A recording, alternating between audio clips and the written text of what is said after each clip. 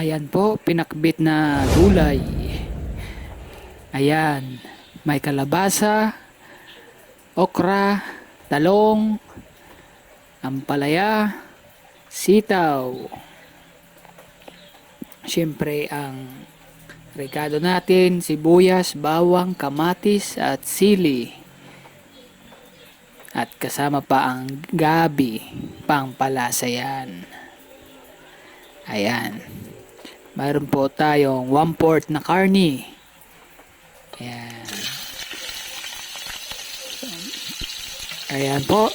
Itutosted na po natin yung karni.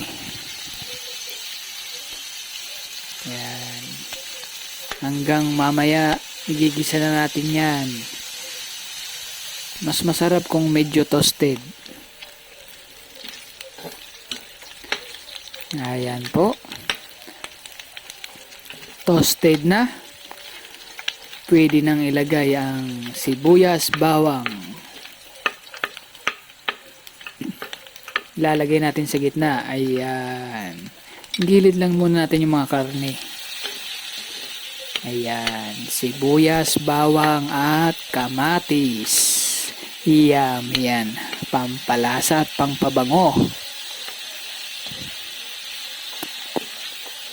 Ayan. Yan, matapos igisa, ilagay ng sitaw.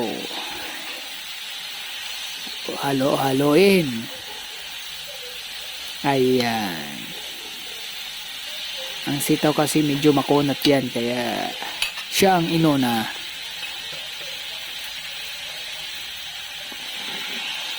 Ang susunod po, ilagay na ang kalabasa, talong, ampalaya. Ayan. Andiyan na. Ayan, mukhang yummy na. Loading-load yan. Ayan po. So, ginisa na po yan. Palalabasin na lang natin yung katas. Takpan po natin. At lagyan na ng pampalasa. Konti lang naman ng Ajinomoto. Ayan. Yummy na. Rapsa. Takpan po natin. At pagkalipas ng ilang oras, ayan na po. Pakbit na. Lumabas na ang katas ng gulay. Ayan. Yummy talaga. Mainam na pinapalabas ang katas ng gulay. Ayan.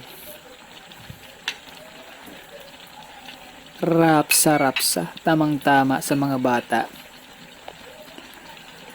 Gulay. Malusog para sa bata.